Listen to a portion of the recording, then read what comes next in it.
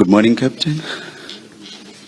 Please, your mic. I think even this very important but brief issue should be on record. Good morning, Captain. Good morning, Commissioners. Thank you. Please place your full names on record. Dale Christian Norkia. Thank you. Do you swear that the evidence you are going to give is the truth, the whole truth, nothing but the truth? If so, please raise your right hand and say, "So help me God." So help me God. Thank you, Captain. Chair, Commissioners, the statement of Captain Norkia is under tab 7 of the files in front of you. And Captain, can I confirm that you have a file in front of you with 3 tabs marked 7, 8, and 9, and your statement being under tab 7? That's correct, Commissioners.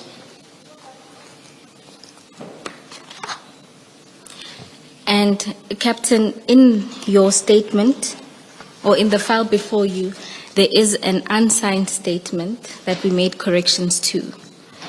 Can you confirm that this is the statement that's in your file? That's correct, Commissioners.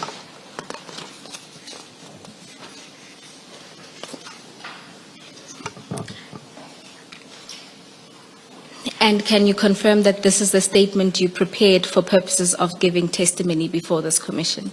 That's correct, Commissioners. Thank you. Captain, can you go to paragraph 2 of your statement where you deal with your background? Can you briefly summarize your background for the commissioners? That's correct, Commissioners. I started my career in the police in 1987, underwent my training at Bishop Laver's College in Cape Town. Upon that same year, in December, I was attached to Crime Intelligence Soweto as a constable. Between 1995 to 2002, I was stationed at the then Syndicate Fraud Unit, Johannesburg.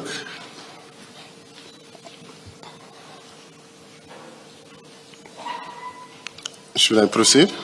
Yes, please. And more recently, or after 2002, where were you stationed? From 2002 until 2007, I was stationed at the Sun-Up at OR Tambo Airport. From 2007, I was attached to the Serious Organized Crime Investigation Unit at DPCI. And this is the current division you're attached to? I'm currently at the Joburg office. Thank you, Captain. Can we then go to the events of the 6th of December? You described getting a call from your commander, Colonel Matlole. Can you explain what happened? Yes, on the 6th of December, which was on a Friday at around about 16:24, I received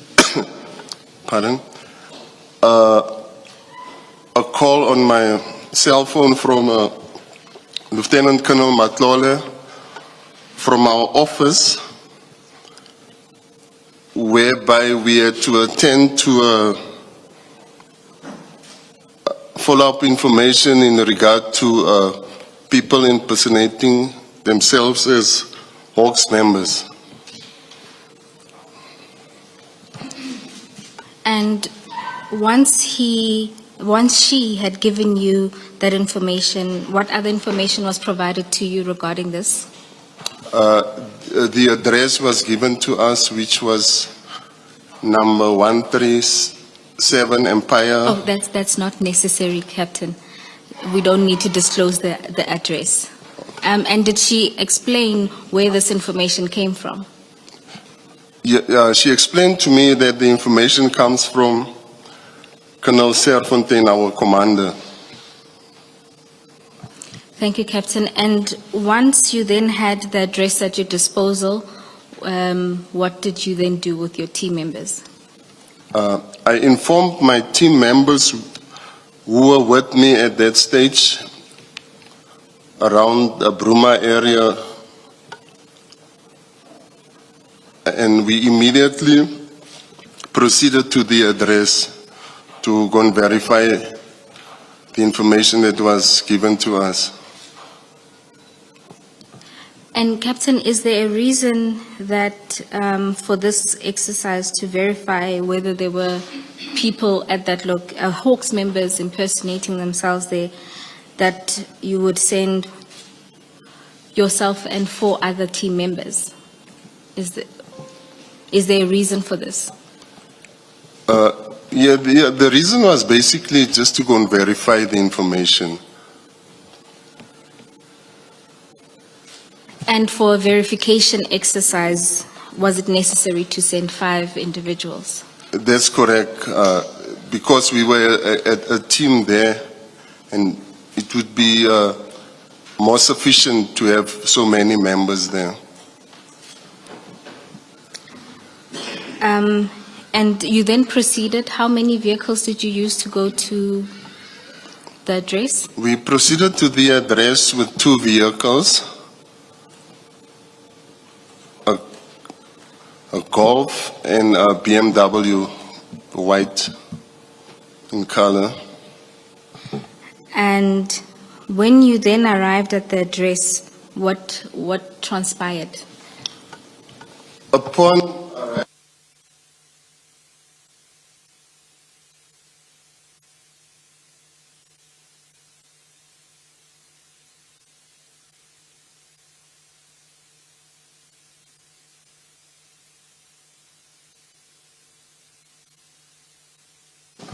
Captain, your mic, if you can just keep them off, yes. Thank you. we immediately noticed that it was a police operation in progress. You first mentioned the time of your arrival. Please repeat that. Yes, Commissioners. We arrived there around about 5:15. And upon disembarking from the cars, we could notice that there was a police operation in progress. Pardon? In progress, could notice that a whole lot of members around the vicinity of the crime scene. Police members clad in balaclavas and with rifles and sidearms.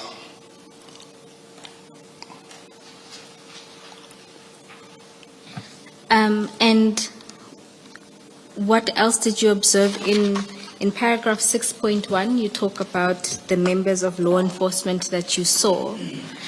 At paragraph 6.2, you note some of the vehicles. Yeah, What were your observations? some of the vehicles they didn't have registration. Some were unmarked as well. And you say that this suggested that there was an operation underway. Yeah, that's correct, Commissioners. And then you also note that they were communicating, the officers, with radios. Yes, some were communicating with radios. My apologies. Captain, you also mentioned that they were somewhere in bulletproof vests, and you also saw uniformed officers. That's correct, Commissioners. So at that point, from your observation, you saw that it was a SAPS operation. Yes, on what I observed, like also approaching the whole setup where the operation was. I mean, like with the way they conducted themselves, and through my experience witnessing police operations, I could notice that it was a police operation in progress, and there wasn't, like, if it wasn't a police operation, there was going to be like a confrontation. Okay. Commissioners. Thank you. Thank you, Commissioner Baloyi. You say that it was then immediately apparent that it was a police operation. That's correct, Commissioners. Captain, at this point, with your experience in seeing that it was a legit operation, why did you feel it was still necessary to continue with the verification exercise? Why I felt that it was necessary to verify whether it was a police operation, just to get a reference, reporting back to my superiors. Captain, you then say you proceeded and the first person you interacted with was a Captain Kruger. Can you tell the commissioners about that interaction? Yes, my first interaction at the address close to the crime scene, I interacted with Captain Kruger. I introduced myself as Captain Norkia from Joburg office, and whereby he introduced himself as Captain Kruger from the DPCI Tom's office. And he informed me that, he also confirmed that it was a police operation from a national task team in progress. Captain, at this point, you are now interacting with your counterpart from the Tom's division. Why was it not enough? You've seen that it was a police operation. Now you've talked to Captain Kruger, who confirms it's a police operation. Was that not enough for your purposes? The reason why I had to interact with someone else that's involved with the scene is to get the reference to report back to my superiors. So once you talk to Captain Kruger, you then say the next person you met was Captain Wanda. That's correct, Commissioners. Can you explain what happens then with the interaction with Captain Wanda? Yeah, upon meeting with Captain Wanda, he came there, whereby I was standing with Captain Kruger, and he informed me that they were engaged with an operation whereby they executed a J50 warrant, an arrest warrant, as well as a J51 search and seizure warrants, whereby I asked him for a case number and or an inquiry number, and he didn't divulge that to us. And you then say that when you asked him for these reference number, alternatively a case number, he responded by saying, tell your general to speak to General Khumalo. That's correct, Commissioners. You then say after this interaction with Captain Wanda, where you now don't get the reference or case number, you then establish contact with Colonel Matlole. And then, yeah, that's correct, Commissioners. I established contact with Colonel Matlole, whereby I informed her about what transpired, and whereby she also informed us that we should withdraw, and I informed the members that we should withdraw, and that it was a legit police operation in progress. And Captain, how much time did you spend at the scene? At the scene, we didn't spend more than 15 minutes upon leaving at the scene. And then once Lieutenant Colonel Matlole said you can withdraw, what did you advise your team members? I advised the members that we should withdraw, and we immediately left the premises, and whereby I reported back to her via like an SMS as to a short description or as to what happened. And Captain, in your interaction with other members, did they note anything that they would have seen when they were attending the scene? Yeah, the other members were a bit far from the the crime scene. They were basically towards the end. And when I walk closer to the crime scene, I walked in with Warrant Officer Kadwa, where you were also engaged with some members of the task team. Thank you, Captain. And is there anything else you want to tell the Commission about your involvement or presence at the scene? Nothing. That's all that I can say.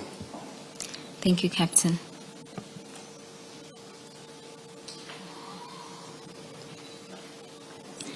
Captain, was this the first time, or do you have other experience where you've been instructed by your superiors to go and attend to a scene because of supposed information that someone is pretending to be a police officer? Is this something common and that you have experienced? No, this was basically the first time, Commissioners. All right, thank you.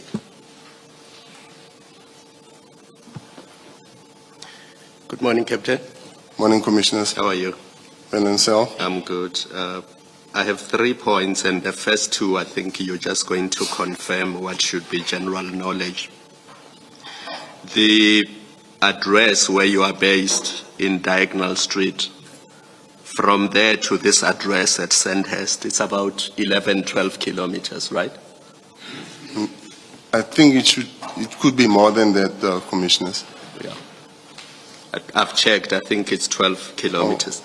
And the point I want to make is really that if the team from the Diagonal Street office could go to Sandhurst to verify that this is a legitimate police operation, there was no need to bring people from Pretoria North and people from Mogale City to come and verify the same thing, because the team from Diagonal Street could clearly do that.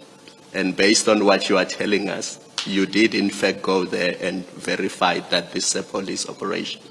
That's correct, Commissioners. Yeah. So I'm worried about what the Pretoria people and the Mogale City people were doing at this address in Sandhurst. The other thing is, in your statement, you say immediately when you got there, it's paragraph 7, you could see that this is an official SAPS operation. So you saw that immediately when you got there. Now, what entitled you to a reference number and a case number in relation to the J51? Once you know that these are the police and you can see that your Tom's colleagues are there, you fulfilled your mission, because your mission was to go there and check if there are people impersonating the Hawks. Once you got there and you see that they are legitimate Tom's people, they are legitimate SAPS people, that's what you were sent there to do. And that's all you needed to report back on. I don't understand why you needed the J51 reference number or the case number for the operation, because that borders on interference. Yes, Commissioners. Can I just explain why I needed the reference number? The reason why I needed the reference number is to report back to my superiors as to, like, normally what happens, I have to report back using a reference as to, we engaged with the investigators there, and they were engaged with this operation using this case number or this inquiry number. It was for our own reference as well. But you are interrupting what they are doing, because if you are saying they must now stop and attend to you and give you details of the operation, you are interrupting what they are doing. That's my problem. Commissioners, we were not interrupting with them because they came to us. We didn't ask for them. They came right there to us and informed to say that they are engaged with executing a J50 and a J51, and whereby I asked just for a reference, whereby I can report back to my superiors as to say, we went there to go to verify this, and members were, and whereby I just report back to say members were busy with this regarding to this case. I don't think you needed a reference number for that. And you could still report despite the fact that you were not given a reference number. But it's a reference that would be needed from our office. Did you get it eventually, the I reference? didn't get the reference number because Captain Wanda informed us to say that he wouldn't divulge any much more in regard to the case. It's just what they were busy with, executing the J50 and J51 warrants. So my point is you could still report to your superiors without the reference number because that was not necessary. I could, that's why I reported it without the reference number with the commissioners. Thank you. Captain, what did Colonel Matolo say to you when he gave you the instruction? That we should proceed to the address and to go and verify whether, because there's information that there's members, to verify whether it's that there are members impersonating themselves as Hawks members. And you say upon receiving that instruction, you immediately said to your team that you were with, let's proceed to that address. Yeah, I spoke to the team and then we proceeded to the address. And when you got there, you parked your vehicles and you proceeded, you in particular, with Warrant Officer Kadwa, you proceeded to the gate. That's correct, commissioners. Was there any discussion amongst your team, you and your team, what you're going to do when you get there? Yeah, upon receiving the information, I informed them the discussion was about to go and verify whether there were genuine Hawks people there. Yes. You didn't know what you were going to find there. You were just told there are people that are impersonating That's correct, commissioners. the Hawks. And That's you correct, just commissioners. proceeded, parked your vehicles and proceeded to the gate That's correct, commissioner. without any plan of what we do if we find indeed these are impersonators. No, the plan was there. We were going to act if we saw that it was an illegitimate operation. What was the plan? And at which point did you discuss the plan? I'm putting this to you, I'm asking you this because you are going into a scene that you're telling us you knew nothing about, except that there are people who are impersonating the Hawks. So this is a scene you know nothing about. That's correct, At commissioner. which point do you discuss a plan about how you're going to approach this, which you don't know anything about? Hence that we were not going to rush into the scene as to just blindfoldly.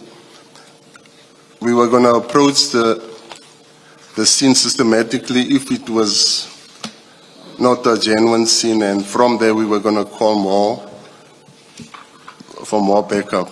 At which point did you or would you discuss a systematic approach?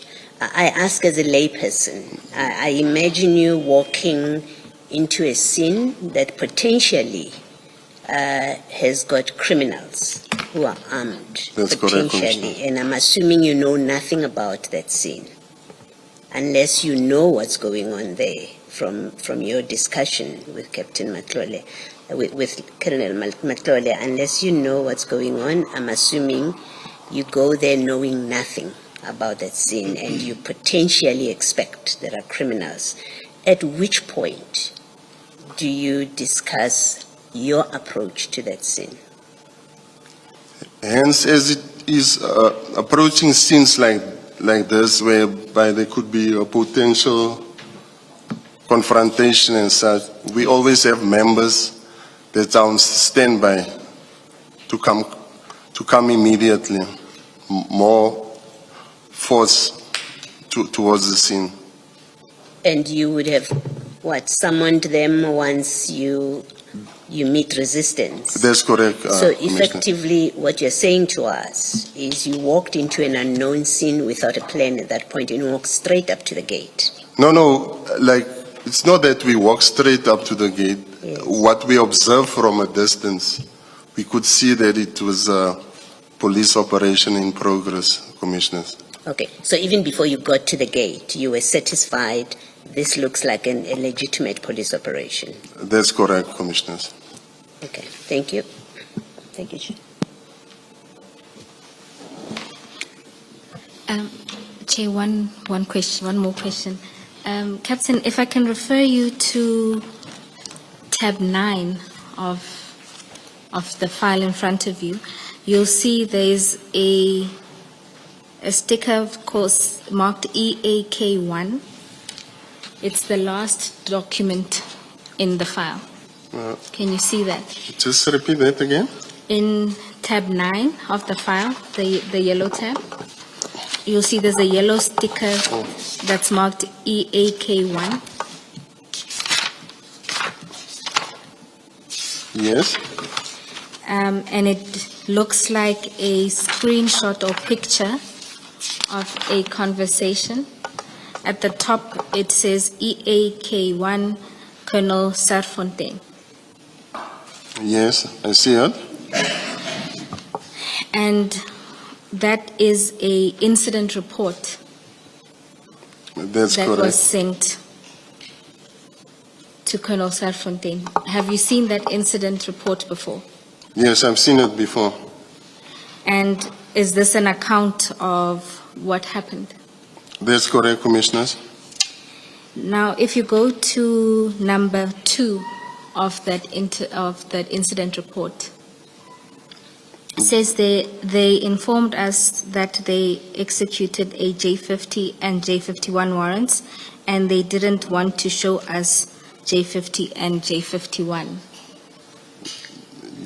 That's correct, Commissioners. Following on Commissioner Kumalo's question, did you ask to see those J50 and J51 warrants? No, I did not want to see them or ask for them, Commissioners. So is that not an accurate reflection then of the incident report? Just a rephrase? Is point 2 accurate, an accurate description of what transpired? That's correct, Commissioners. But you note, before you say it's incorrect, were you at the same place all the time whilst you were at the premises? Weren't some of you here, others there, and so on? Yeah, I was in a radius of 10 meters whilst I was there, Commissioners. And were you the only one that spoke to the police that you found there?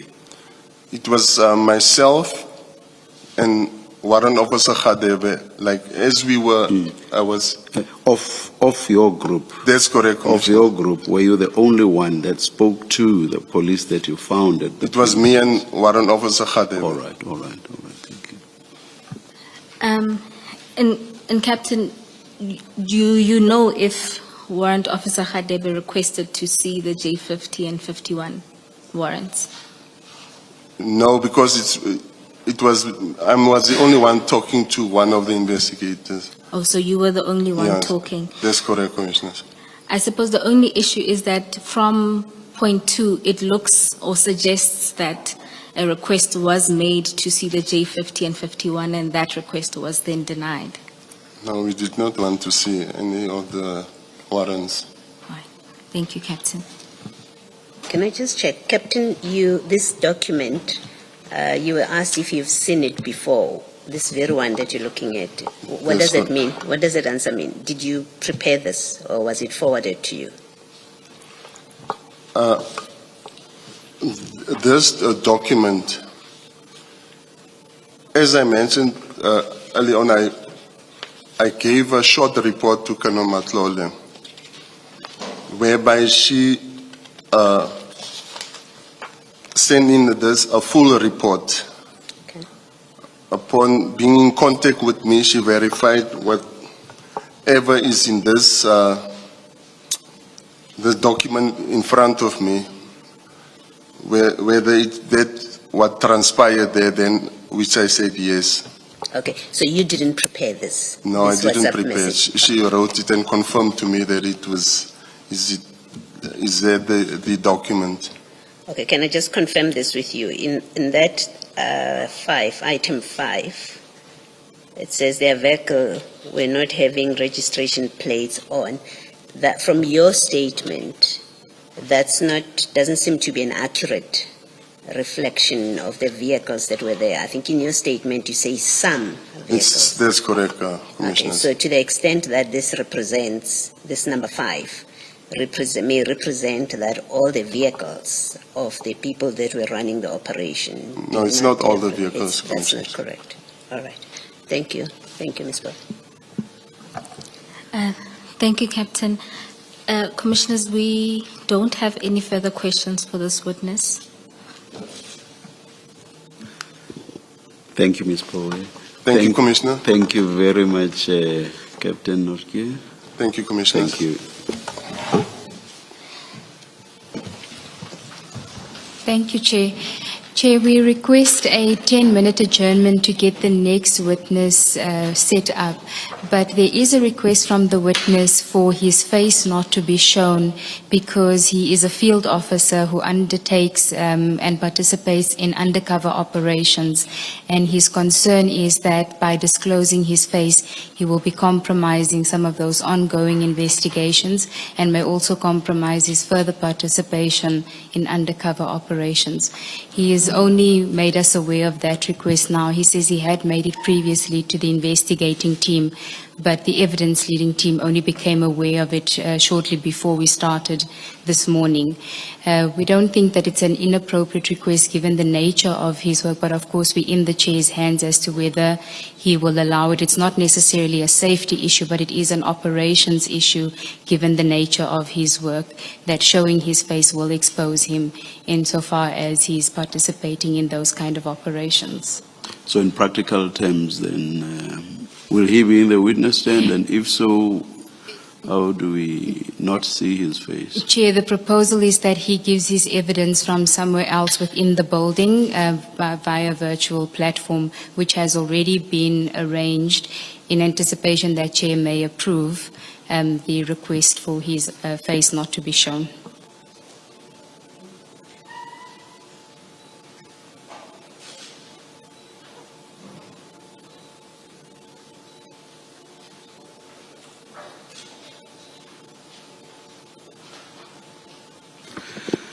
That's in order.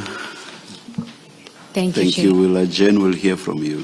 Thank you, Chair. Oh, look, I'm looking in the wrong direction. Thank you, Very Chair. sorry. Thank Miss, you, Mube.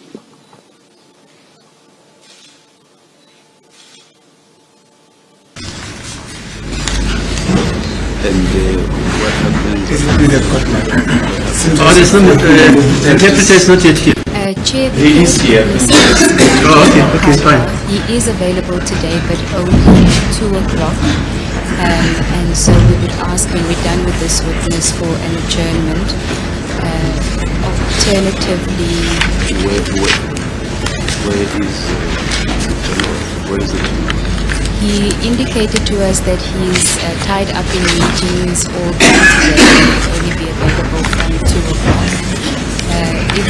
If it is not convenient for us to wait today, we can try and arrange for him to come We would prefer to sit immediately. and Yeah. yes, and hear all three witnesses and adjourn, rather than that break and us just hanging around. We will, That's our preference. So please let us know as soon we as will possible. engage with him, Chair. Thank you. Let's adjourn. We'll resume when we are told to. Thank you.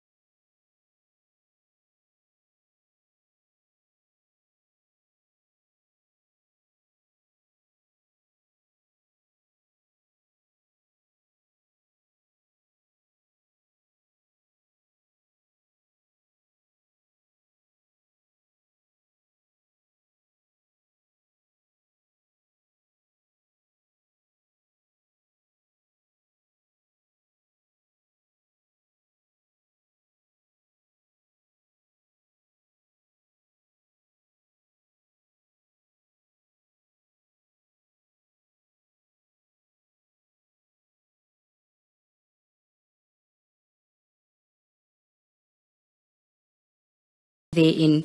Can you tell us what transpired on that day? On the 6th of December 2024, Commissioners, I was with a team of about 5 members, including Captain Norkia. Captain Norkia was the one leading the team. On that specific day, in the morning, we submitted an operational plan to our office that we would be conducting an operation in the vicinity of the East Rand. And sorry, can you just repeat, where was that operation? Our operation was in the vicinity of the East Rand area. Okay, and you were with Captain Norkia for that operation? Correct. Okay, Correct. continue. Yes. For the purpose of that operation, we had on our Hawks golf t-shirts that is branded DPCI Hawks. We conducted that operation from the morning, and in the afternoon at around about 1600, we went to the Bruma area where we had our debriefing as we were finished with our operation. During our debriefing session, Captain Norkia received a cell phone call from Lieutenant Colonel Matlole. We received that call in our presence because we were still standing together. Lieutenant Colonel Matlole requested, we could hear the conversation between Captain Norkia and Lieutenant Colonel Matlole, because I recall she was asking the captain if we are anywhere near the vicinity of Sentinel, because our operational plan was supposed to be in the East Rand. The captain said, no, we are still here on the East Rand side. We are in Ruma. We just finished our operation. Then I overheard her telling the captain that, please, there are members somewhere in the vicinity of Sentinel that are saying they are from the Hawks office. Can you and the team please proceed there and verify who those members are? And she said she didn't have... Sorry, Warrant Officer. And by the team, did the Colonel know that you were with Captain Norkia and the other officers at the time?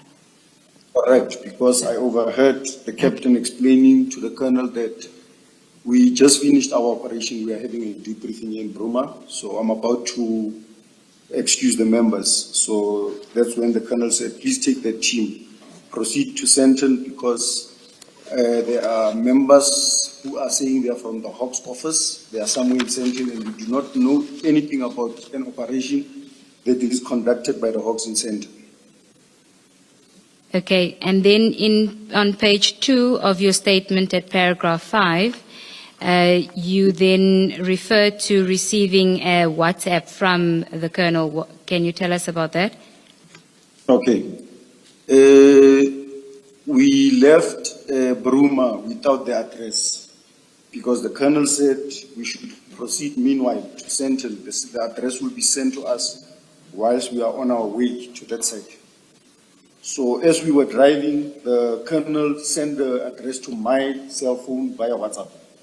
That address came to me at 1628, which is the address of our destination where we're supposed to go and see who those members are. And just to confirm that is the address in Sandhurst? Correct. Yes. Sorry, Warrant Officer, you fade from time to time. If you could just move closer to the laptop so that we can hear you clearly, please. Am I clear now? Yes, thank you. Please proceed. Okay, we were traveling in 2 vehicles. It was a white BMW and a white VW Golf GTI. I punched the address into my GPS, my maps, Google Maps GPS, and we proceeded there. We arrived at the address at exactly 1714. Now, can I just ask you, you say that the address was sent to your WhatsApp. but the conversation with the colonel was with Captain Norkia. Do you know why the WhatsApp was sent to you with the address? I took it because the colonel knows that we are together with the captain. So I took it, maybe that's why she sent it to me. Okay. Because she knew we were. But you yourself didn't have a conversation with the colonel? No, I didn't. Okay. I only overheard the conversation between the captain and the colonel because we were standing together. Okay. Yeah, please proceed. You're at paragraph 6 where you say you arrived at 1714. Yes, commissioners. We arrived at 1714. The reason I'm certain about this is because I checked on my electronic Google Maps timeline.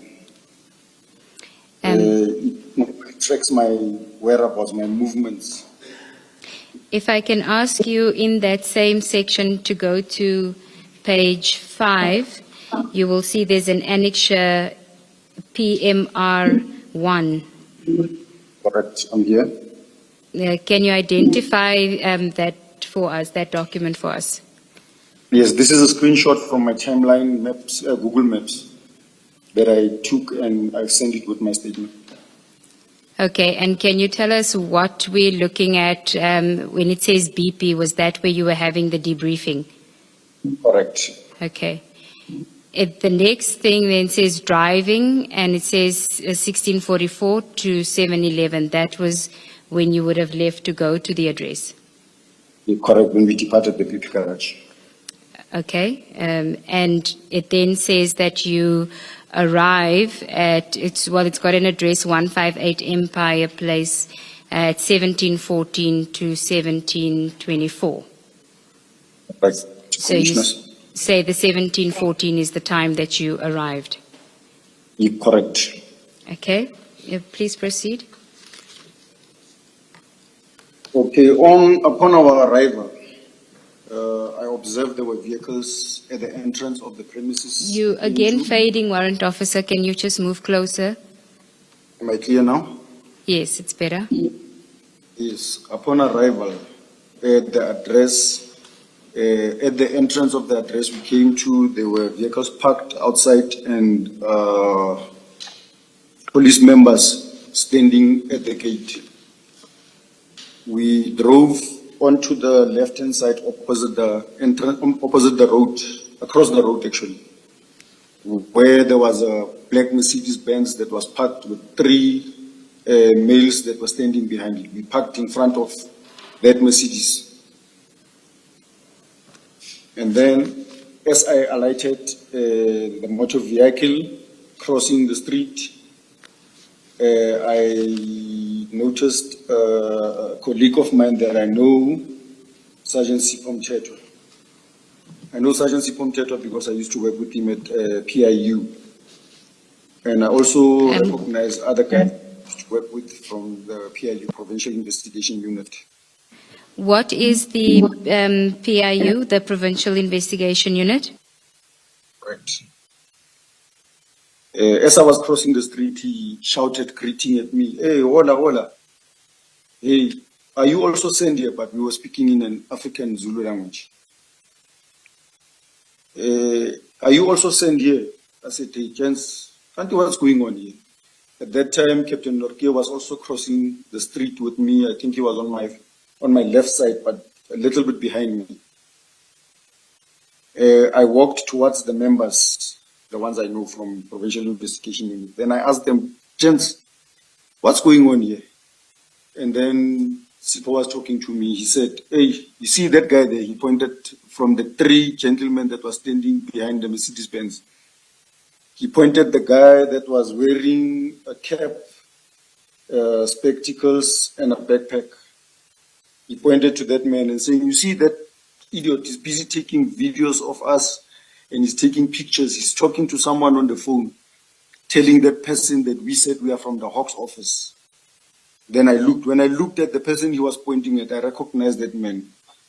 I know that man to be Malcolm X. He once came Sorry, to my Warrant office. Officer. Can I just ask you, so you say that Sergeant Mtetwa was the person that you had this exchange with, and he's from the PIU. Right. Was he with the members that were conducting the takedown operation, or was he from a... To be honest, I do not know what was happening there. I don't know whether he was part of the people that were, because he was standing outside at the gate with a group of people that I know. This guy's from Provincial Investigation Unit, the PIU.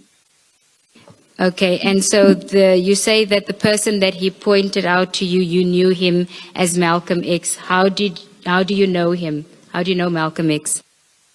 Okay, I know Malcolm X because he came to my office. I think it was in 2022. It was in the afternoon. I was leaving my office. I was the last person at the office. It was in the afternoon. As I walk out, I found him knocking at the door. We've got a glass door, but it's got that access control, so you can't come in. Someone must come and open for you. So I found him outside. And then he told me he's Malcolm X, and then he's got information. Because I was the only person at the office at that time, I allowed him to come in. We sat next to the door here. Then he asked me if I knew him. I said, no, I don't know you. He went on TikTok. He opened up his phone on TikTok, and then he showed me videos of him helping homeless people in Sandton, like he was giving them food and money. You know, the people, the homeless people. And then he said, that's me. I'm normally with these homeless people. I help them out, and they normally give me information. This information I used to share with the police from Sandton. Now I don't trust them anymore. Someone directed me to the Hawks office. I need someone that I can relay this information to. I said, no, you are the correct place. So I gave him my number. I also took his number, but I wrote it on the diary, I think. And then that was the last of me seeing him. I've never met him since after that. And then next to him, there was an African male, a short African male. I don't know him. I've never met him before. And then the third person that was standing with them, I recognize him also. That is Advocate Tammy Hadebe. The reason I know Advocate Tammy Hadebe is representing suspects in the South Gauteng High Court in a case that I am investigating. Can I proceed? Yes, please proceed. Okay. While I was talking to Sipho Mtetwa and these colleagues of his that are with him, I then asked them, is there any members from the Hawks here? Then they pointed me at Captain Kruger, whom I only knew his name later. At that time when they pointed him, I didn't know him, who he is. And when I turned and looked at him, he was standing with Captain Norkir. Can I just ask you, Warrant Officer, why did you ask if there were any members of the Hawks on the scene? All right. Because the instruction was very clear to find out if there's any members of the Hawks that are conducting an operation at Sandton. Okay, please proceed. All right. After that, I saw Captain Norke also talking to another guy. I don't know who he is.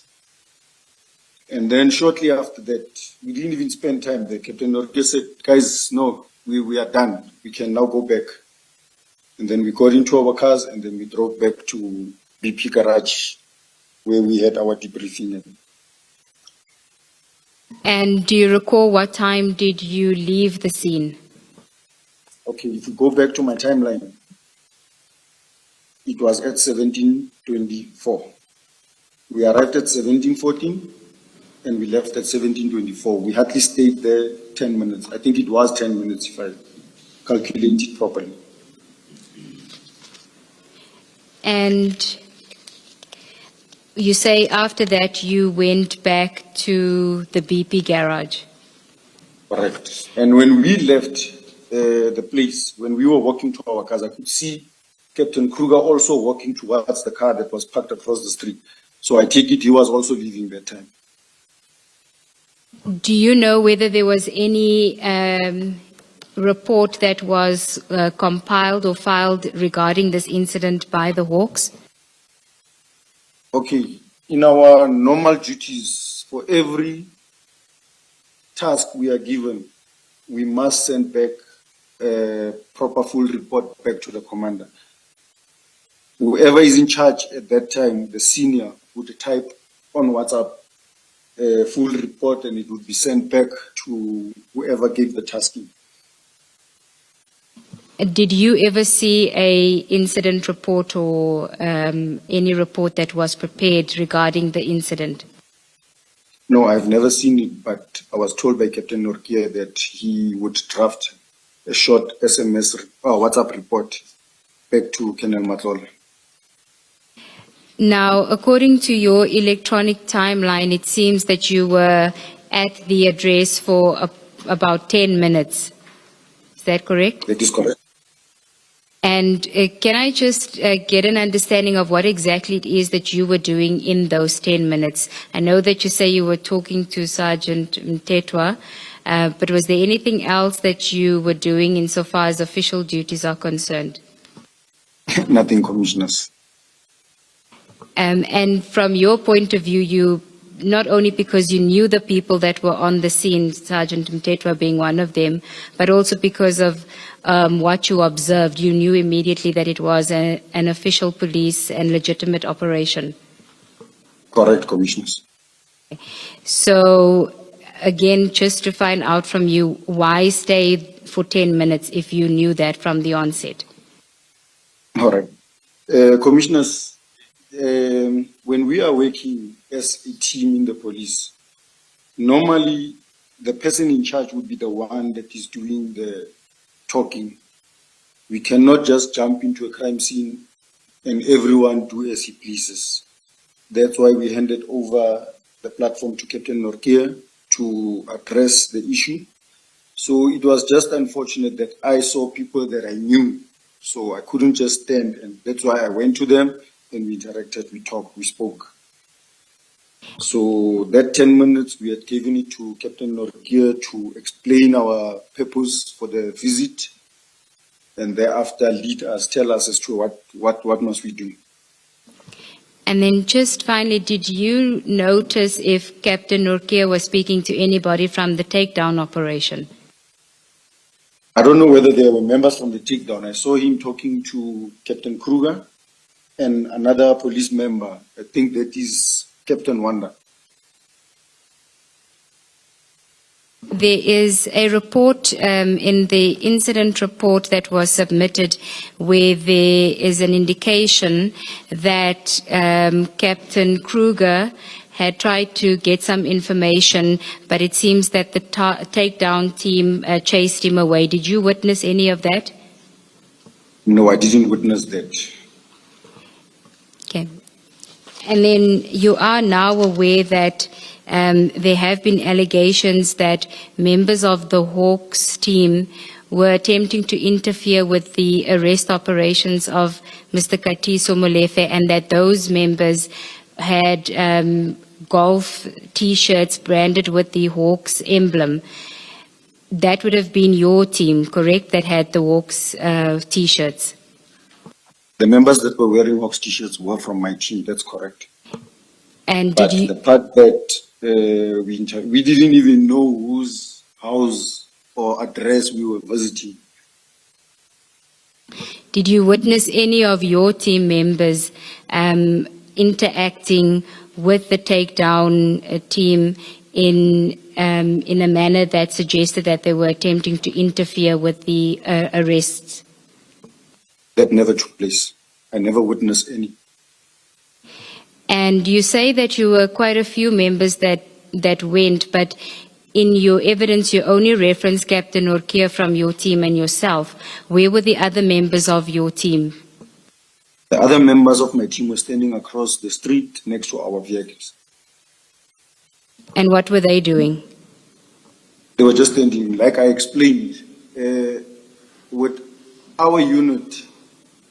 In most cases, we attend to crime scenes that are already attended by station members or other units. So it is a norm for us that when we attend to a specific crime scene, the only person that will start the conversation to where we are going to will be the person with a higher rank amongst us. Warrant officer, please speak close to the mic. All right, am I clear now, Commissioner? Yes, yes. When we arrive at a crime scene, the officer with the high rank would be the one that is doing the introduction and will explain the purpose for our visit to that crime scene. Then only in a case where the scene must be handed over to us, there will be a walkthrough first, and then the scene will be properly handed over back to us. So that is why even when we got to that scene, we didn't see any danger. That is why we allowed Captain Norgia to be the one going to do the introduction and explain the purpose for our visit there. It is just that unfortunate part where I saw someone I knew, then I left the members there, then I crossed the street and I went to the person I knew. Can I ask you to just go to section 9, the file divider that says 9, and if you can go to page 5.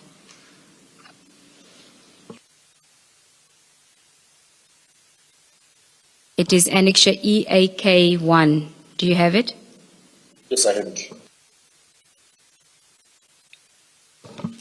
Now, if you go to a paragraph, there's numbers there, and if you look at number 2, it says they informed us that they executed a J50 and J51 warrants, and they didn't want to show us J50 and J51. In your statement, you say that you didn't ask for any details of the operation because it was none of your business. Now, it seems here that somebody from your team did ask for these details, or it suggests that somebody did ask for these details. Do you consider that to have been some form of interference by a team member if they were asking for that information which you consider to be none of your business? Okay, that is why we allowed Captain Norgia to be the one that's doing the communication when we arrived there. I don't know what led them to come to this asking of J50s and J51s, because our instructions was that to find out if really there's members from the Hawks that are at Sentin that are conducting an operation, because the officers have no clue of such operation.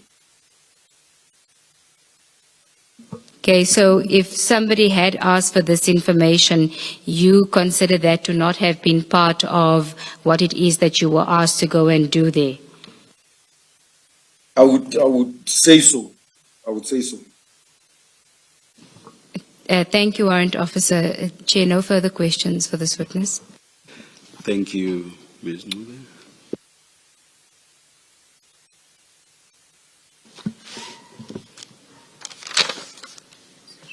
Warrant Officer Kadwa, in your statement at paragraph 8, where you mention Sergeant Mtetwa, if you go after where you say how he greeted you and this is how you're commonly known, you then say, when I approached him, he asked me, did they also send you? You see where I'm reading? I can see, Commissioner. Yes. They in that sentence, did they also send you? Did he say who is the they he was referring to? Commissioner, he did not say, but that was his exact words to me. Yes. If I can put it in Zulu, I think it would make more sense.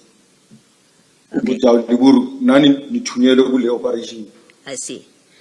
And the rest of that sentence, you asked him what was happening. He pointed to the 3 gentlemen behind the Mercedes-Benz.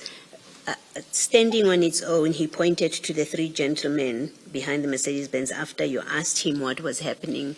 It really doesn't mean, it doesn't make sense as it stands there. Do you care to explain more? Yes, Commissioner.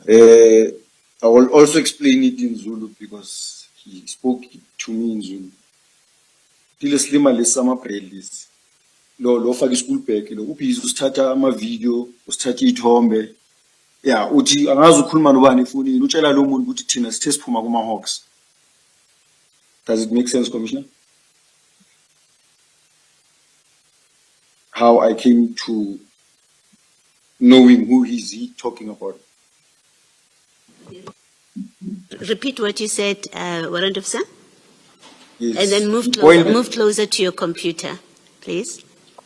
He pointed to the guy that was wearing glasses speaking in Zulu. Dile slima lesi sifaka ama-braille. Lo pepi school bag. Ubhizi usithatha ama-video usishuta iy'thombe la angazi ukhuluma nobani efonini umtshela ukuthi thina sithe siphuma kuma-Hawks.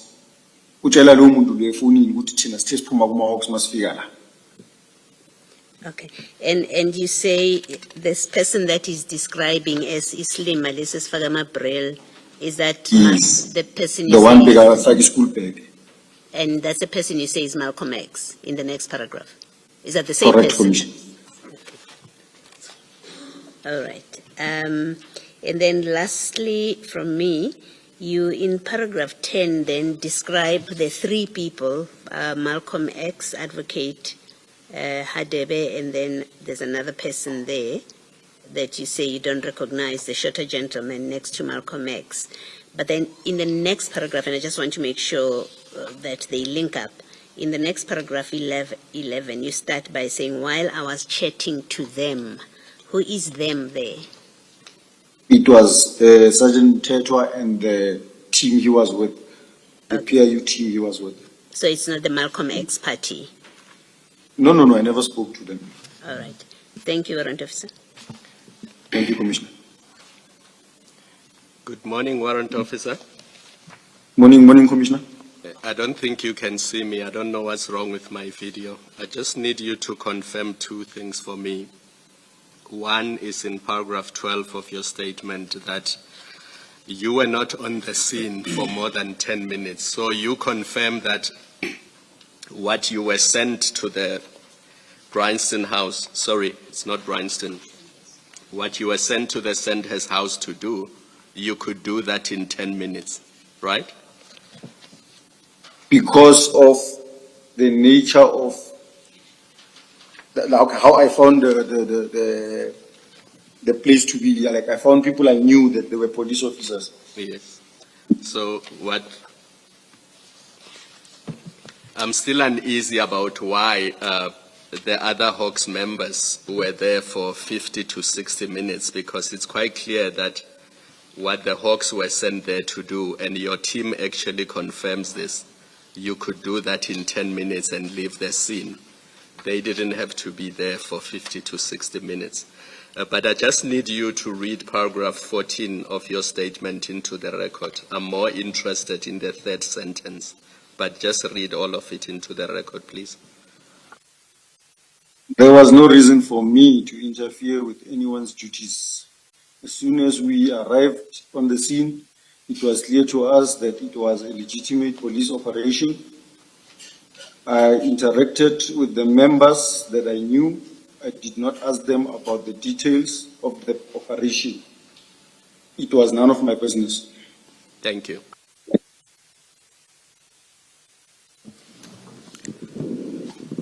Warrant Officer, I don't know whether I should call this advice or a request. Look at the last sentence of paragraph 7 of your statement. There you say, I also noticed 3 black males standing behind the black Mercedes-Benz. That's a very anachronistic way of describing people. I'm sorry, Commissioner. I actually meant to say 3 African males.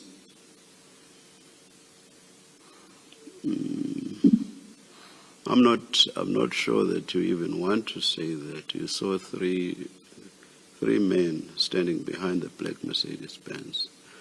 Did it matter if they were black or white or African or white? Didn't matter. Race there is totally irrelevant. This has everything to do with how you would find people described, especially in trials. It would be a Bantu male, a Bantu female, black male, black female, when race had nothing to do with it whatsoever. From now onwards, you should please try to avoid that. If race is irrelevant to what's spoken about, there's no need to specify it at all. Thank you very much, Warrant Officer. Thank you, Commissioner. Noted. I'll note, Commissioner. Oh, there's a question from my co-commissioner, Commissioner Baloyi. Yes. I'm still here, Commissioner. Yes, Warrant Officer, just so that I understand, we're looking at this sin against the context of this sin that we are discussing with you and your presence there, is that there is a Hawks team that comes there with, I think it's Captain Kruger that you mentioned in the statement. We know now we have evidence that there was also a helicopter which was mobilized, and your team also gets mobilized to be on the scene, and all of these are Hawks mobilized entities. Now, and the reason you all say you were given to be at the scene is you were told that someone is pretending to be from the Hawks and you must now go and verify this. Now, and here's what I'm trying to understand is, in the normal course, do you, for example, as a team member or as a team, do you know what other teams of the Hawks on any given day are doing and where they've been deployed? Or their deployments, in fact, is that something that is shared across the Hawks on any given day of operations? Commissioner, for all Hawks members, before conducting any operation, the member must first send an operational plan to the office, to the immediate commander, explaining briefly what operation is he going to conduct, where is he going to be, and with how many members. We sometimes utilize members outside the DPCI, meaning our uniform people, our flying squad, or our TRT. We mention them in the operational plan. That operational plan is sent to our immediate commander. Our immediate commander will therefore send it to Provincial. Provincial will therefore send it to head office. This is not shared to the members on the ground. It is just for commanders to know the whereabouts of the members and what they are doing. You would not have known, for example, that Captain Kruger on the day had another operation elsewhere? Correct, Commissioner. I wouldn't know. Okay, thank you. Thank you, Commissioner. Thank you very much, Warrant Officer. Chair, there's just one more question for, we are able to share the screen now. Warrant Officer, are you able to see the photograph on your screen? Correct, I can see it, Commissioner. You indicated in your statement that you saw a black Mercedes-Benz. Is that the Mercedes-Benz? Correct, that's the Mercedes-Benz, Commissioner. And you say you saw 3 gentlemen, but there's only 2 now. Can you identify any of them? I see one is banded there with red sneakers, so I see 3. Though I can't see his face, that one there. Oh, yes, that's correct. Yes, he's standing against the pole. Yes, Commissioner. The one that's wearing a blue shirt, I think it's a blue shirt, on your right-hand side. Yes. Not the one with the hands at the back. Yes. The one that's, I think he stretched out his arm. That is Advocate Tami Khadebe. Okay, and the other gentleman with his hands behind his back, that's the gentleman you don't know? I don't know the gentleman. And the person with the red sneakers? I can't see him. Okay, so that person was not the person that you saw with these two gentlemen when you arrived. I can't say that now because I can't recognize exactly the clothes he was wearing, but he was standing with these two gentlemen. Okay, but the So person... possibly it could be, Continue.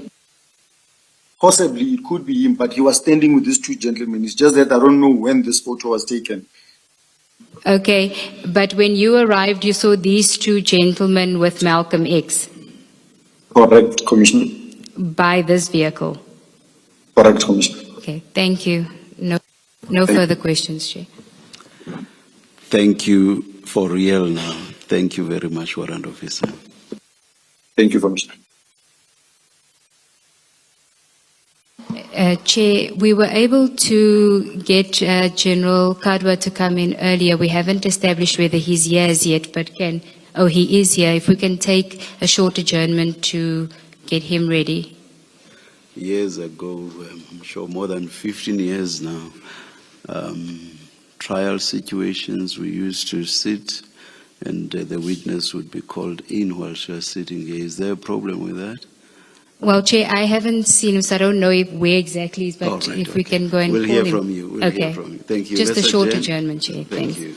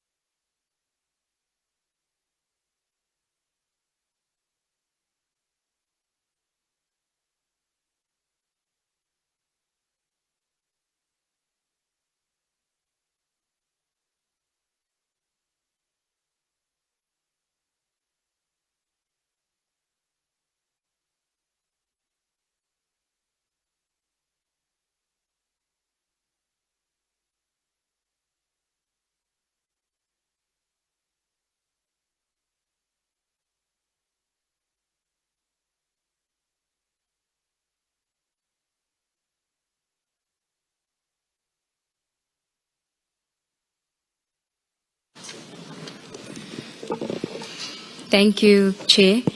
The next witness is Major General Kadwa, and he has no preference. Good morning. Is it still morning? Good morning, General Kadwa. Please place your full names on record.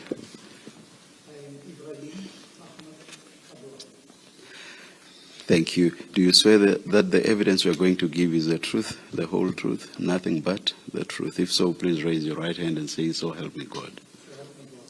Thank you. Thank you, Chair. General, could you please just switch on the microphone and leave it on? Yes, just the one. Thank you. In front of you, you should have a file that has a section 9 at the end, a file divided with section 9.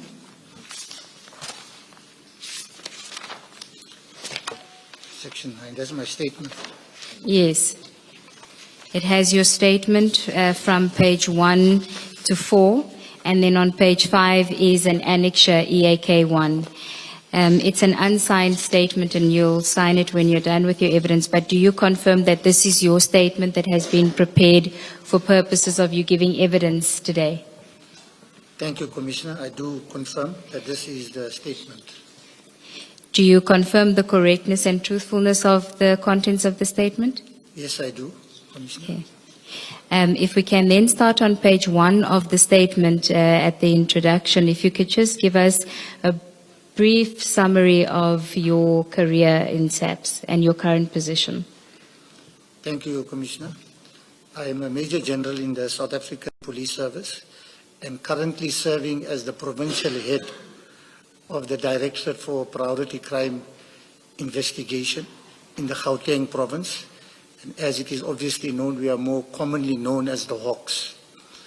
I enlisted in the South African Police Service in November of 1985, and I have now just completed 40 years of uninterrupted service in the police. And most of my operational career in the police has been spent working in the narcotics as well as the organized crime environment. I have been in the Hawks since its inception, when we were officially established in July 2009. And in this current capacity as the Provincial Head of the Hawks, all the members in Gauteng Province in the Hawks, regarding the operations that they are undertaking, as well as the personnel, I am directly responsible in terms of running those operations and accounting in that respect. There are 6 components that are within the Hawks in Gauteng that we are dealing with. If you want, I can name them. No, I don't think it's necessary for these purposes, but it may become necessary as to the team that had been sent out on the 6th of December, if you would then at that stage identify which component they fall under. Thank you, Commissioner. So then if we can then proceed to page 2 of your statement at paragraph 3, you of course know that you are here to speak about your participation or involvement in the events that transpired on the 6th of December 2024. If you could just take us through that, please. Thank you, Commissioner. So on the 6th of November, which was a Friday. December. I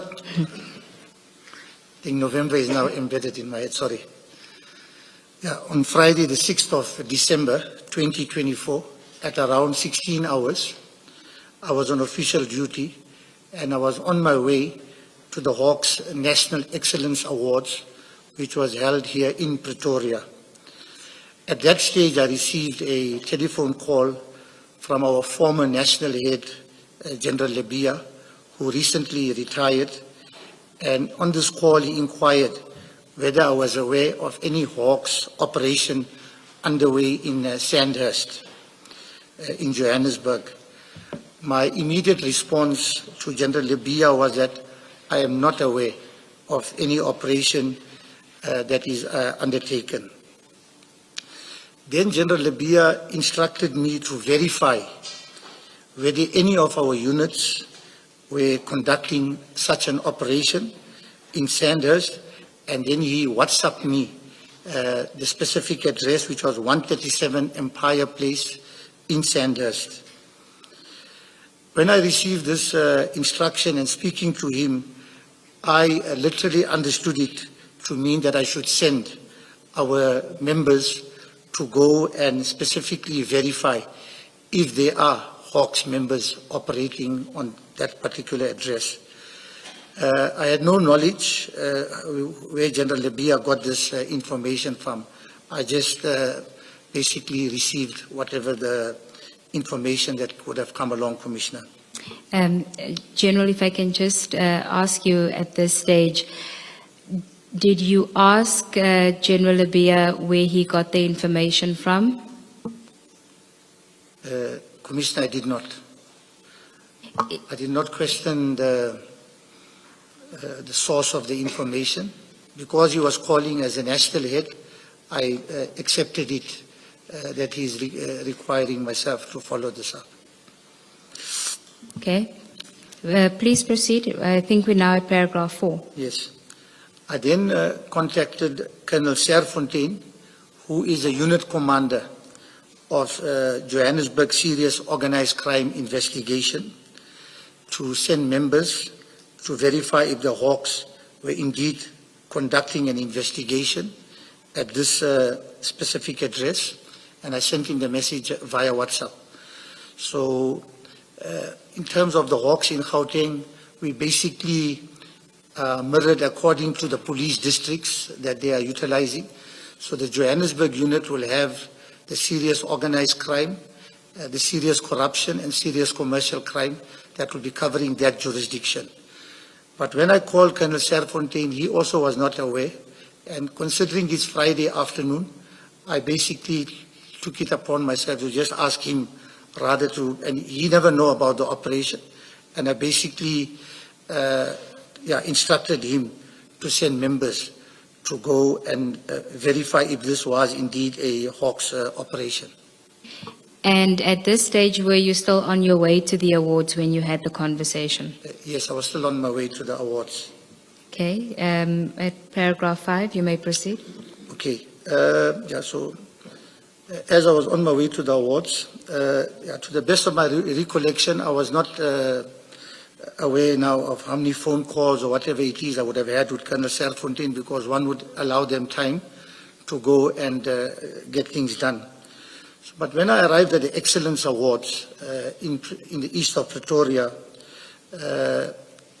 we basically would assemble as the senior management of the Hawks, together with the dignitaries that would have been invited to a VIP waiting room. And whilst I was there at the VIP waiting room, in engaging others, it is then that I also got an impression, because people were inquiring, General, you know about any operation that the Hawks is undertaking and that kind of things. So from there I could already see that others were already kind of picking up something. But I cannot remember the granular details, but I did remember that at some stage people were indicating that the Hawks were doing checks also in Johannesburg relating to this similar issue, if I can call it that way. So that is when I also learned that this thing. But as I said, I don't have the granular details of those discussions. It's people were talking in that this thing. General, before we go on to the next paragraph, I just want to clarify one or two issues. In your statement, you say, to the best of my recollection, I did not follow up with Colonel Serfontein throughout the afternoon. Earlier in your evidence, you say you don't recall if you would have called him after that initial call. So I just want to clarify if perhaps there's an error in the statement. Are you saying that you may have called him after the initial call to follow up, but you don't recall, or that you didn't follow up with him? No, it is possible that I would have called, but as I said, I don't have the benefit of the messages now. So, and as well as the itemized billing for me to have checked. So I wouldn't be able to give any further explanation on that. But To the best of my knowledge, I may have called him. And other than the initial call from General Leia, did you have any further interaction with General Leia via phone calls before you arrived at the awards? Not to my recollection. So if you did follow up with Colonel Serfontein after the initial call, it would have been of your own initiative, not that there was somebody following up with you on Absolutely. progress. Okay. And then you say you don't know the finer, or you can't recall the granular details of what transpired when you arrived at the Excellence Awards, which gave you an impression that it was not just you that had been asked to inquire about whether there was a team that was conducting an operation. Do you know if there was if anyone mentioned or there was any indication that another unit within the Hawks had also been asked to go and check, not just whether they were having a conversation about if there is an operation, but whether there was actually an instruction given to another unit? I don't think I would have got it in so much of depth. But as I said, when we were there were people initially inquiring from me, General, do you know anything about this and whatever? And then as the process was going on, remember it's VIPs and whatever, but I would have picked up later where there was an indication that there were checks done also in Johannesburg. So that's how I would have put two and two together. But I didn't go to any detail in that regard. Would one of those people that you had interacted with, would it have been General Mboto? It's possible. It's possible. Because when I would arrive there, you know, the usual protocol, you will be greeting your colleagues, including your head office personnel. So I would have met him there, and there's a possibility he would have spoken to myself. But as I said, I never, at that stage, thought it now necessary now. I can't recall now. And as the provincial head, who do you report to? But in terms of the reporting lines, we are directly accountable to the national head of the Hawks. So you would have at that stage reported directly to General Leia? We're reporting directly to General Leia, and it remains like that in terms of the protocol. Okay. Although if you take General Mboto's position, he is the Divisional Commissioner for National Priority Offences Operations. So in certain instances, if there are operational matters that he is directly coordinating, then we will be accounting to himself. In other words, if it falls within his area of responsibility, you would have to follow an instruction given to you by him? Yes. Okay, but that was obviously not the case here. Not because the national head would have been the one who called me directly. Okay. I just want to confirm again, so you did have a conversation with General Mboto that day? I would have definitely greeted him. We would have chatted one or two things. It's possible he could have also checked with me on this issue, but as I said, I can't now recall that. Thank you, General. Then on page 3, you may proceed at paragraph 6. Okay, so yeah, so after some while, after about 18 hours, I think it may be more around, I'd rather say more around 18:30, because 18 hours will be when our function would have started. Yeah, so whilst we are still at the award ceremony, now the award ceremony will be underway. I received this WhatsApp message from Colonel Serfontein, basically confirming they did the checks, and according to the message, he basically indicated the WhatsApp message that was sent to me. They basically confirmed it was a legitimate police operation undertaken by a multidisciplinary team. I no longer have that WhatsApp messages because I normally would clear my WhatsApp messages, and therefore, in order to be able to ensure that I be able to confirm what I would have provided to the national head as our final report for his listing, I would have consulted with Colonel Serfontein to obtain this specific final feedback message which we provided to the national head, which is attached as EAK1 here. Okay, we can go to EAK1. So this would have been the incident report that Colonel Serfontaine sent to you, and which you then on-sent to General Leia that same evening. Yes. Do you recall if you received a response from General Leia to this? I cannot recall receiving any response. Okay, if we can then just deal with the response. Did you follow up with Colonel Serfontaine telephonically regarding this report, or did you just accept it as the report and send it to General I Leia? basically accepted it as a report and forwarded it to the General Leia. Okay, and were you aware of the person the identity of the person who resided at the address that you had asked the team to go to? Absolutely not. Okay. If we can then deal with your paragraph 7, which is part of your conclusion. Okay, thank you, Commissioner. So, following evidence presented at this commission, I can confirm that member of the Hawks, I can confirm, okay, let me put it again. I have heard evidence presented before this commission that members of the Hawks were interfering with the arrest operation of Mr. Katiso Molefe on the 6th of December 2024. I'm not aware of these allegations of interference until I heard the evidence presented by witnesses before this commission. I personally had no intention to interfere in any legitimate police operation. My understanding is that the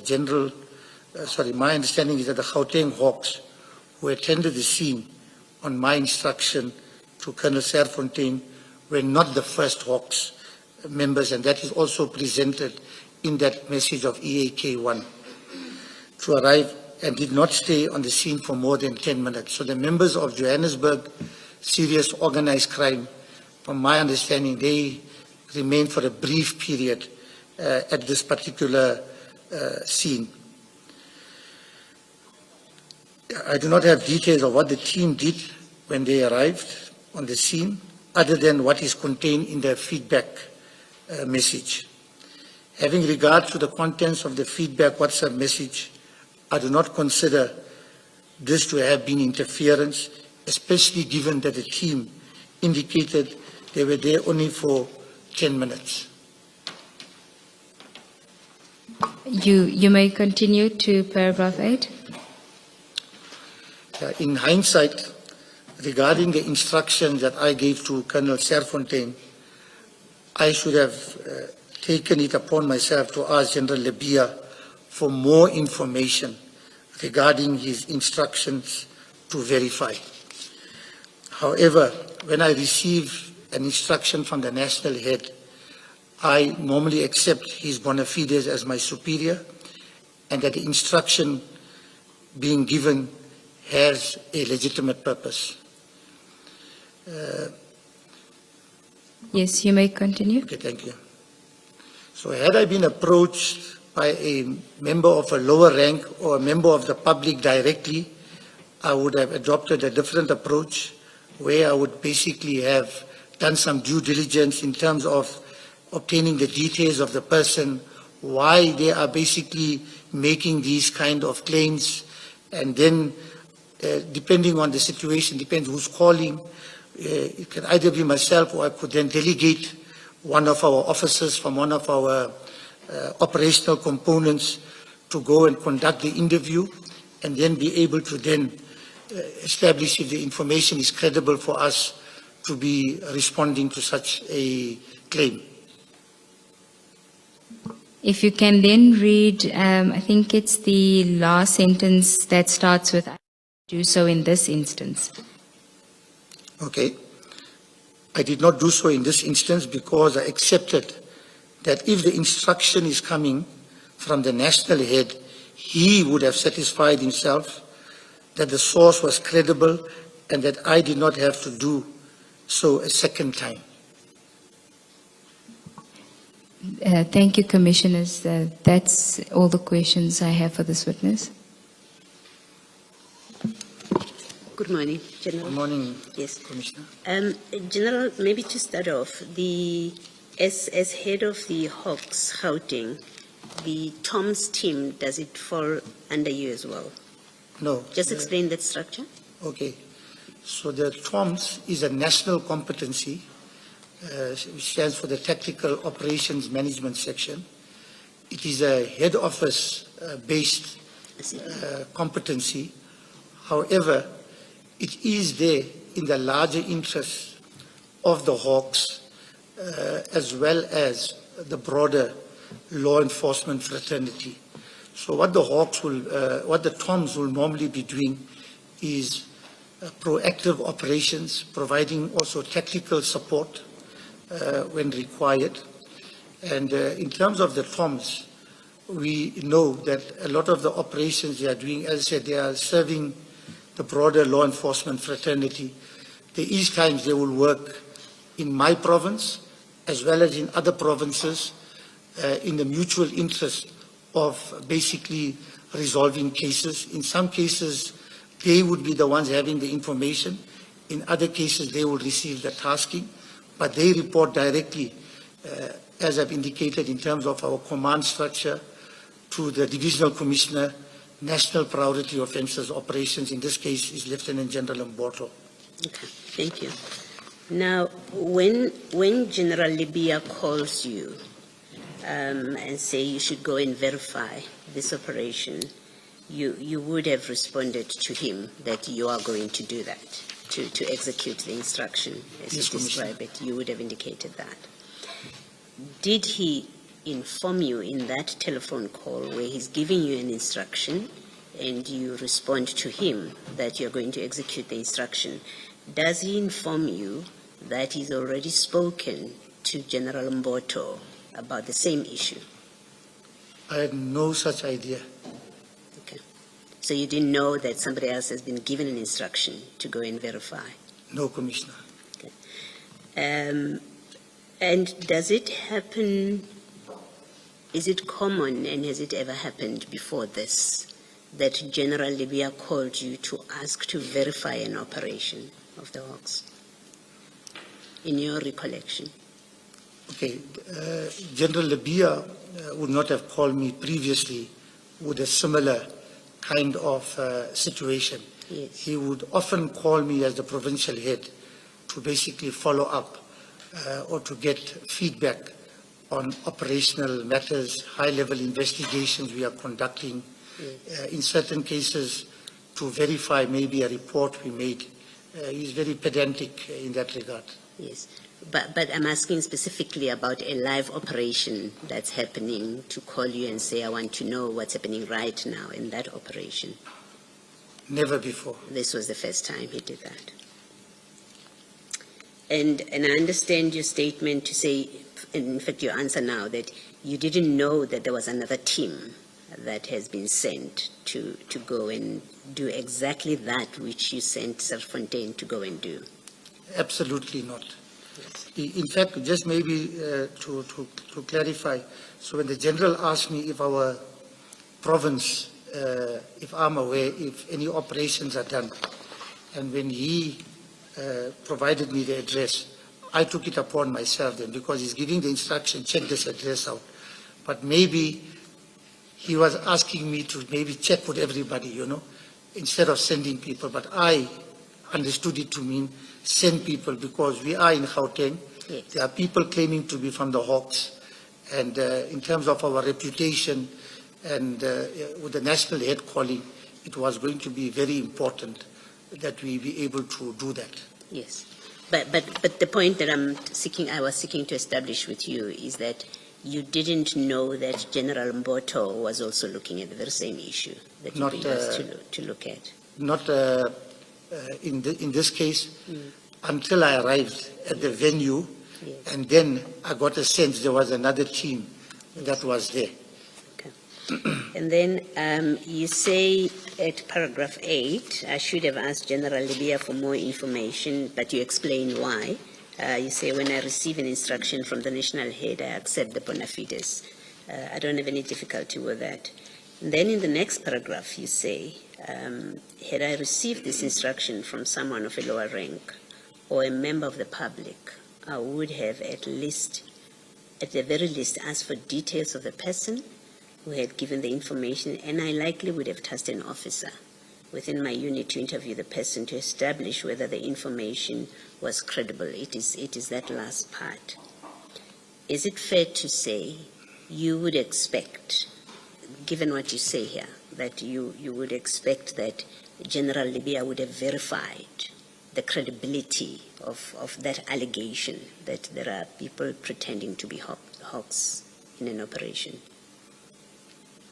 General Leia is an experienced Yes. police officer, experienced detective officer. Surely, if people would have called him, he would have had to do his due diligence. And it is on that basis that I've accepted this issue. Yes. But as I've indicated in this paragraph, if somebody had called myself, Yes. then I am now the first responder on that information. And it is how I would handle that information becomes very important. Yes. And although it's a side issue, in the Hawks, we field quite a lot of situations. I won't say daily, but I said regular intervals, where there are people who are bogus, who operate as the Hawks, and we are duty-bound to be able to ensure, firstly, if somebody is calling us and if we ignore something like this, there could also be certain other consequences at a later stage. We are dealing in a very parasitic kind of crime ecosystem where there is corruption and collusion at different levels. I mean, even the prison walls are not safe. We have done operations from the Hawks, specifically in my province, which was aired on carte blanche, where there are syndicates operating from correctional services facilities in this very city, and where they are able to obtain extensive information regarding individuals that they can basically prey on, to be able to call to say, I'm from the Hawks and I have this investigation or I have this warrant of arrest. They have mastered to manipulate people with social engineering tactics, just enough for those people to make speedy payments. And we have successfully dealt with syndicates involved in that way. We have people who would be calling in all kinds of mock-up situations where people will call ordinary people, even pretend they are sitting by some form of police things. We had instances where people would have called me whilst I was the provincial head and claiming that they are from the Hawks, and there would be people who were telling us they've been wearing Hawks golfers. We would set up sting operations. We have arrested people. Not want to go into it because these cases are before court. But I'm just giving Commissioner a lowdown of the kind of realities that we would be facing with.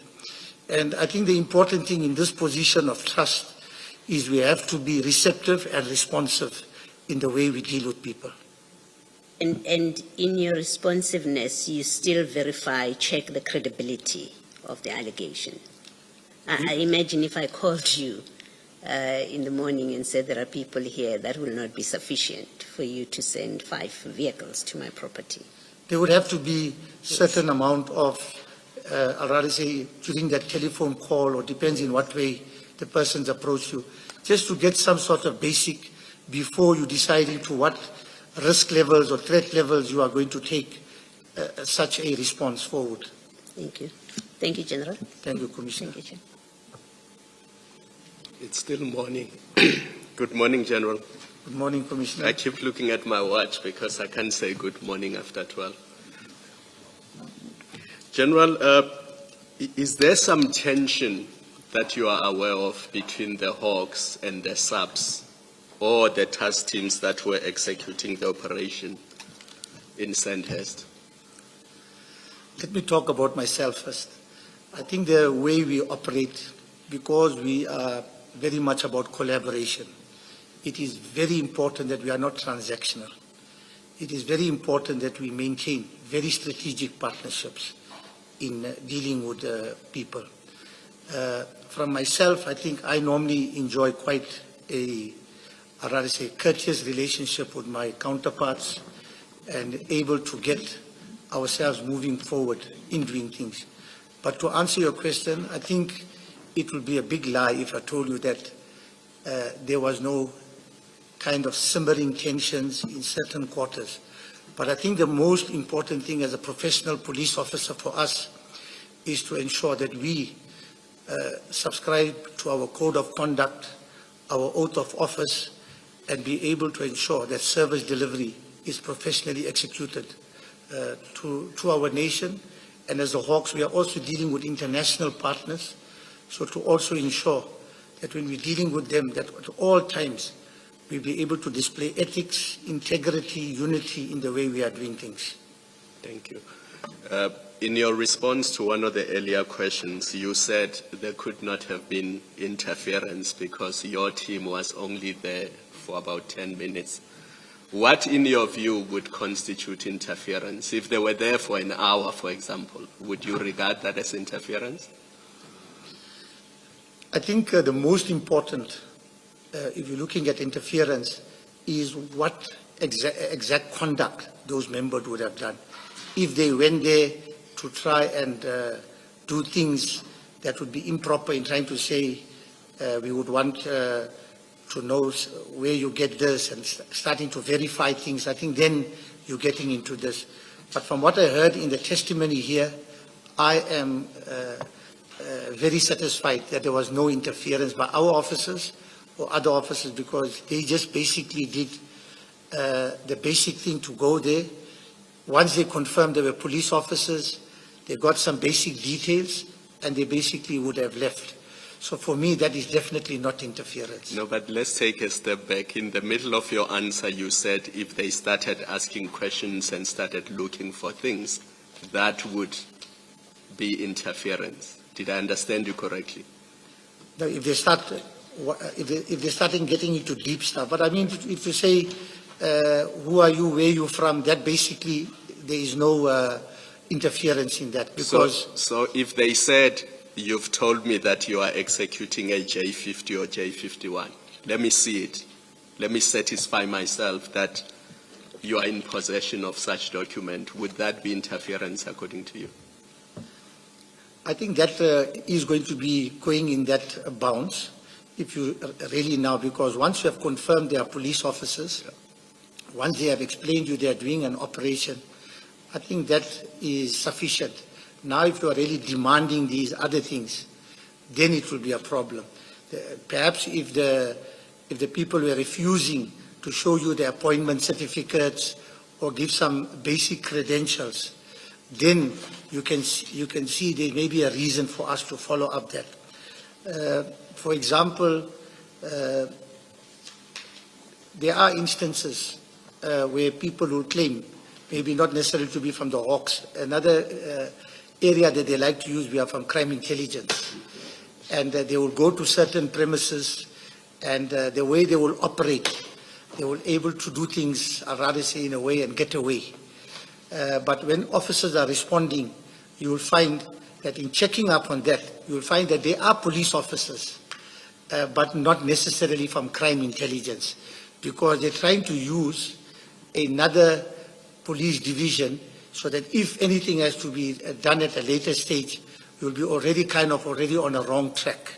But if you do those basic things, that is not interference, Commissioner. Really, I think that is where they have at least checked, because when you give feedback, your principals may get back to you to ask, did you write down the names of the people? Because today we are operating in an environment where many things, as I indicated, there are people even cloning police vehicles, rapid response vehicles, where the Tom's team, when I was the acting provincial, when I was the acting component head for organized crime investigations, there was an operation undertaken by the Tom's team where there were cloned vehicles used to rob delivery vehicles operating from the airport to various areas of Midrand and Pretoria, carrying high value items like cell phones and that.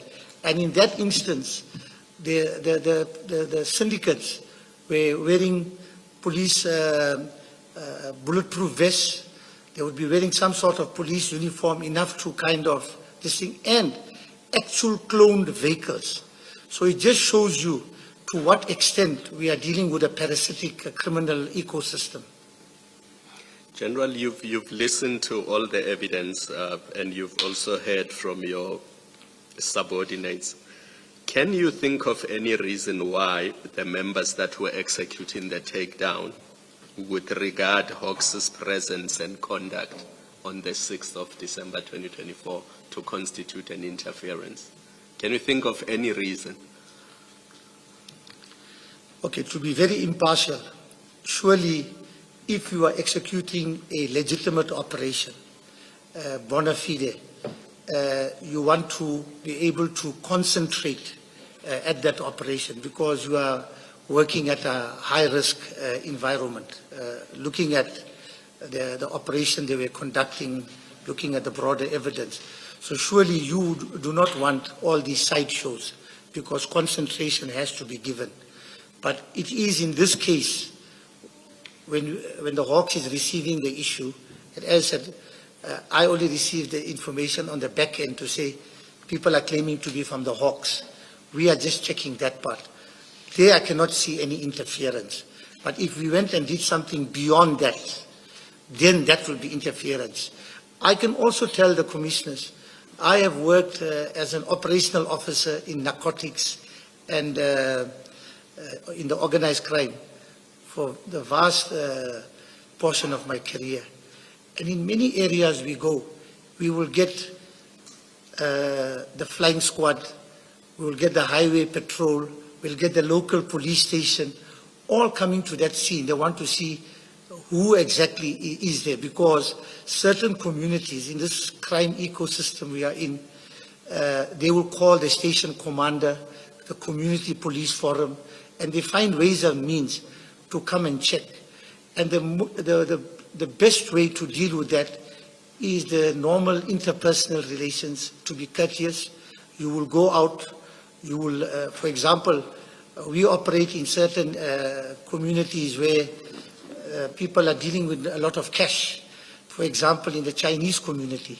And in the areas that they stay, they maintain a close relationship with the police officers or with the station commander. And I know when we have been doing operations on suspected brothels, in some of these areas we'll be running sting operations. Whilst we're there, then you will find either if we're doing observation duties or if we just done the operation, then there'll be people from the flying squad or the local station calling to say, General, you'll never announce your presence here. But at the same time, I will explain to the station commander, once we do an arrest, we have to come to your police station to register the case docket. But we cannot tell you in advance for operational security. We are dealing with a high-risk kind of organized crime environment, and more of the operations we do have to be indoctrinated for the ultimate success. And lastly, General, what have you learned from this unfortunate episode? It seems to me that there is no proper communication between subs and Hawks and various units within law enforcement. Because if there was, at the level of generals, somebody could have inquired from subs, do you have an operation in Sandhurst? If you do, then I received a call that somebody was impersonating the Hawks. You have assured me that it's your operation. I take your word for it. That's the end of it. What can be done better in terms of communication at that level so that things like this do not happen again? There could have been a shootout between the Hawks and the task team at that address. If one thing went wrong, what can be done to improve that communication between the various law enforcement units in our country? Yeah, I think very importantly, I think this commission, as well as the ad hoc committee we are following, I think certainly we need to basically digest all the different scenarios that we have seen. And I think as law enforcement and currently with the Hawks being one of the premier police directorates responding to national priority crimes, it is going to be of critical importance that we are going to be united in motion, and we would have to develop, or rather say, mechanisms that we can be able to synchronize in the way we will operate. But with that said, I don't think this is to be very real and not to be naive. Whether we are watching the FBI in the United States, whether we're going to any other jurisdiction, these professional issues, in one or other way, do have dynamics. So I think it's very important that we need to be very sober about these issues and not just try and confine this one incident to be the alpha and the omega, but it is an important lesson because we are dealing with high-value targets, and it is very important for ourselves that when we are dealing with them as law enforcement, as South Africa Incorporated, we have to be united in motion. So we'll have to develop mechanisms.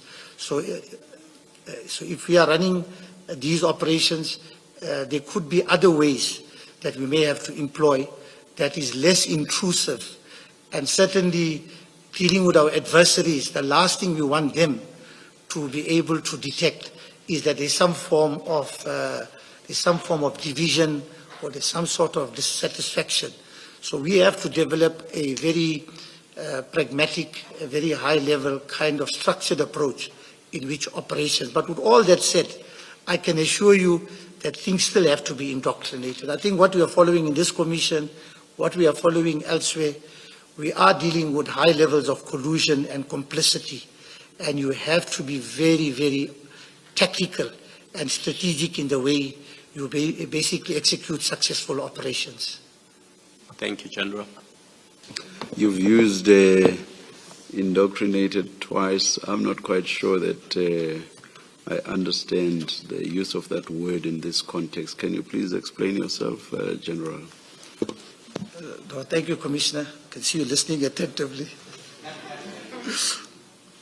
I hope my academia will explain it correctly. I know indoctrinated in other terminology means you brainwash somebody. But with the exposure I have, dealing both locally and internationally with organized crime, and to basically, I think, very relevant to what I'm responding to today, is due to all these dynamics that we're dealing with the issues of interference, with the corruption and collusion, with the access people have, and even in certain instances, you may, as a provincial head, or in the case of the national head or the divisional commissioner for national priority offences operations, there will be certain operations that you will do. They will be basically not following the standard protocol. You may choose a team and they will account directly to you and no one else.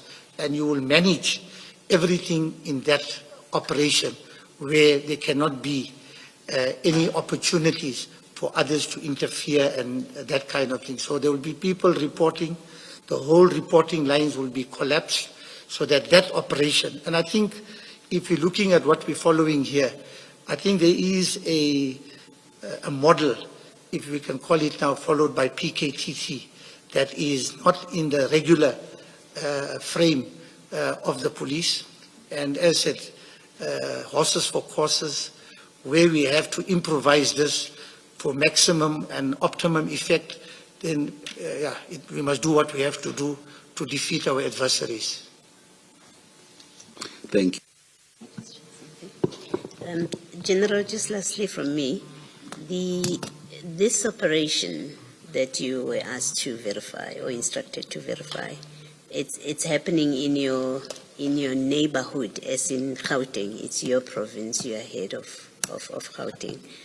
Is it fair to say that you would have been the first port of call, as it happened with General Sibia, because Libya rather? I apologize. As it happened, in fact, you are the first port of call because this is an operation in your neighborhood. Is that correct? It's a fair thing to put. Yes. And I put to you because we see the involvement of TOMS, which you have said has a national competence, and it would seem to me that it may well be an overreach or an exaggeration, in fact, to go to the TOMS before coming to you or instead of coming to you. As the owner of the geographic area and therefore someone who would ordinarily have better insight on operations in Gauteng, Hawks operations in Gauteng. Do you care to comment? No, thank you, Commissioner. As I indicated, when the National Head called me, I understood go and check this address in the literal sense. But I did arrange for people to go. I do not know what was the instructions then given to TOMS or to General Mboto, who would then be the one directing TOMS in dealing with it. And also to maybe just elaborate, other than this issue, the Hawks is also a national competency. All these interprovincial borders, in reality, are basically not meaning too much in the sense Gauteng, while geographically being the smallest province, but it is in terms of its economic weight, in terms of its, like we have all the multinationals, the banks, I think the bosses of crime are sitting here. It's about crime economics. So with that, many of the operations and even by other Hawks units, from national to other provincial levels, they will be following up in many cases, maybe a cyber investigation, a cyber fraud investigation where the payments would be made here. Maybe they have to come and arrest attorneys or accountants. And even in that case, as I indicated about the indoctrinated approach, the provincial head of that province, he will make his own risk assessment to say, can I call General Kadwa before to say we are operating in your area, or do we call him after the operation just to let him know now it's safe? So in anybody making inquiries about Hawks operating here, then it can be at least something he can be able to know what's going on. With that explanation, are you saying there would be nothing unusual if General Leia had said to you, there's a pretend operation in the Free State, go and verify it? You're not suggesting that? No, I'm not suggesting that. Yes. Yeah, no, not in, okay, let's put it this way. This was a very basic exercise. It was just to verify. But if it was something that the national head, who has the prerogative, decided there is something very sensitive, and maybe there is corruption and collusion in a specific province, and then he is now tasking my province, he's assigning my province or myself to basically oversee that operation, then I can go and also operate in any province because he has mandated me to be able to undertake that investigation for reasons best decided by himself or at head office level. Yes. I want to discuss the specific facts. Okay. The facts where there is an operation in Sandhurst. There's an allegation, apparently, that the people who are conducting this operation have said they are members of the Hawks. So your superior calls you and says, go verify. And I was testing the simple proposition that this being your province, as provincial head, indeed, you would have expected, rightly so, that General Leia would call you to verify because this is your area, where this particular operation is happening. You accept that? Absolutely, because when he called me, that's exactly how I understood it. Yes. And that is why I sent other people. I had no indication until, as I said, later when I was now picking up the vibes. Yes. But I had no indication, Commissioner. Okay. Thank you, General. Thank you, Chair. Thank you, Chair. Thank you very much, General. Chair, those are the witnesses for today. We had scheduled Brigadier Mokoena to return, but he's only available tomorrow, and so we will slot him in with the other witnesses that are scheduled for tomorrow. So we would adjourn early today, Chair. I do not know how your scheduling stands, but just as.